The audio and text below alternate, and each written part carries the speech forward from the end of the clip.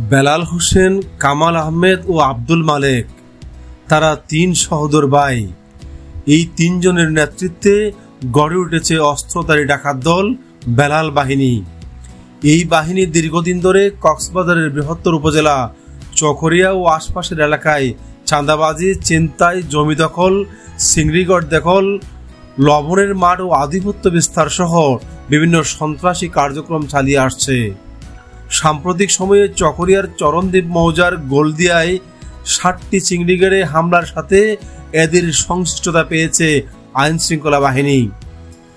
বেলাল বাহিনীর প্রধান সেই বেলাল হোসেন ও তার ২ সহোদর সহ ৪ জন অস্ত্রধারী সন্ত্রাসীকে গ্রেপ্তার করেছে rapid action battalion RAB ১৫।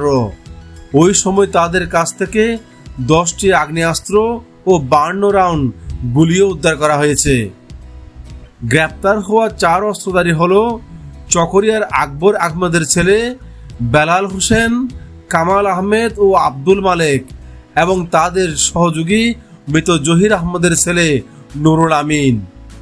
RAB দাবি করছে এরা দেশি ও বিদেশি আগ্নেয়াস্ত্র সহ দেশীয় অন্য অস্ত্র দিয়ে সাধারণ মানুষকে ভয়ভীতি দেখাতো ও এলাকায় ত্রাস সৃষ্টি করত।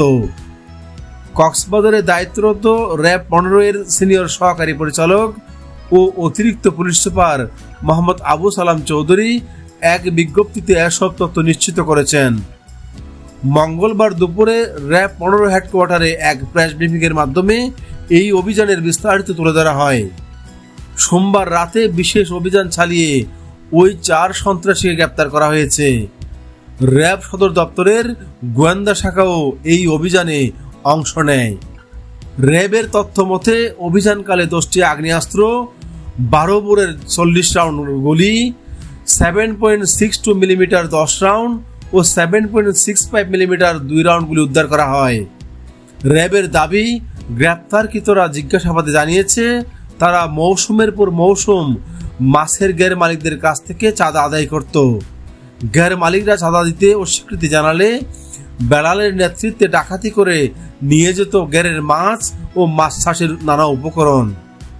এছাড়াও মাছের ঘের তাদের দখলে নিয়ে নিত এবং কর্মচারীদের মারধর করে তাড়িয়ে দিত। এমনকি ঘের মালিক ও কর্মচারীদের অপহরণ করেও নিয়ে যেত এবং মুক্তিপণ আদায় করত। গত এপ্রিল মাসে কক্সবাজার জেলার চকরিয়া এলাকা হতে ৪ জন ডাকাতকে গ্রেফতার করা হয়। র্যাবের গোয়েন্দা দল এবং র্যাব ১৫ গোয়েন্দা শাখা আটককৃত ব্যক্তিদের জিজ্ঞাসাবাদ এবং তাদের সাথে পরবর্তী বিভিন্ন তথ্য এবং উপাত্ত অনুসন্ধান করে কক্সবাজার এবং চকরিয়া এলাকার বিভিন্ন সন্ত্রাসী গোষ্ঠী ও ডাকাত দল সম্পর্কে বিস্তারিত তথ্য সংগ্রহ করে।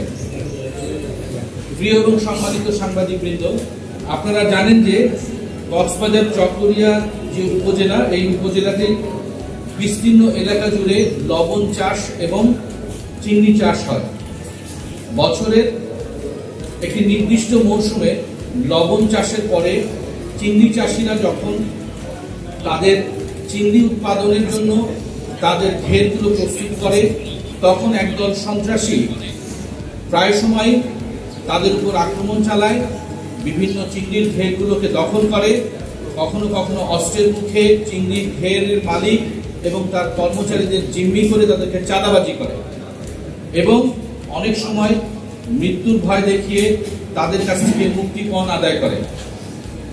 এরই ধারাবাহিকতায় আপনারা জানেন যে গত ১৯শে জুন চিরিঙ্গা ইউনিয়নের গোলাদিয়ার প্রায় ৭টি ঘেরে সন্ত্রাসীরা অতর্কিতে হামলা চালায় এবং সেখানে শতাধিক রাউন্ড ফাঁকা বুলেট তারা ফায়ার করে এবং এলাকায় ত্রাসের রাজত্ব কায়েম করে।